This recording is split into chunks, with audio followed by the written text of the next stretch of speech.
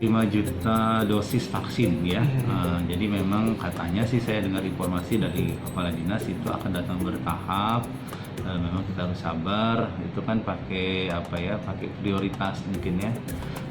Kami sangat menyambut baik itu namanya ikhtiar. Jadi vaksin itu juga jangan sampai salah juga ya.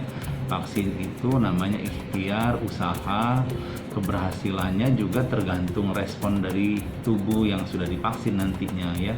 Yang mudah-mudahan aja responnya baik gitu ya. Jadi memang sekali lagi kami mengucapkan terima kasih, mengapresiasi, tapi ya tetap kami akan melihat, memantau apakah nanti itu benar-benar efektif atau tidak dalam mengurangi kejadian angka COVID-19 di Lampung. Itu dicoba vaksin tentunya dengan syarat misalnya orang itu di swab memang dia tidak terinfeksi COVID, kemudian selama 3 bulan dipantau, karenanya diambil darahnya, mungkin kan setiap sebulan sekali mereka wajib lapor, dipantau apa misalnya kejadian apa setelah vaksin itu, misalnya kan kayak vaksin-vaksin yang lain kalau divaksin apa panas, apa misalnya misalnya tahu-tahu bengkak di tempat vaksin misalnya, itu kan kalau nanti di Lampung dilaksanakan tuh bukan lagi uji coba tapi sudah pelaksanaan vaksin gitu loh.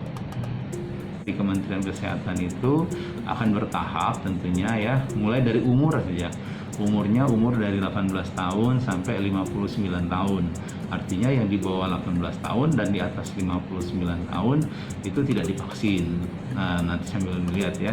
Yang kedua, itu kan akan dimulai dengan orang-orang yang berisiko tinggi seperti kami tenaga kesehatan misalnya, orang-orang yang bekerja di pelayanan publik misalnya ya, ataupun tentara, polisi yang memang sehari-hari melayani masyarakat, sehingga kan kita kan akan selalu berinteraksi dengan masyarakat. Ini termasuk kelompok yang risiko tinggi. Nah, ini yang akan divaksin duluan. Setelah itu baru masyarakat yang lain sesuai dengan jatah vaksin yang sekitar 5 juta itu ya.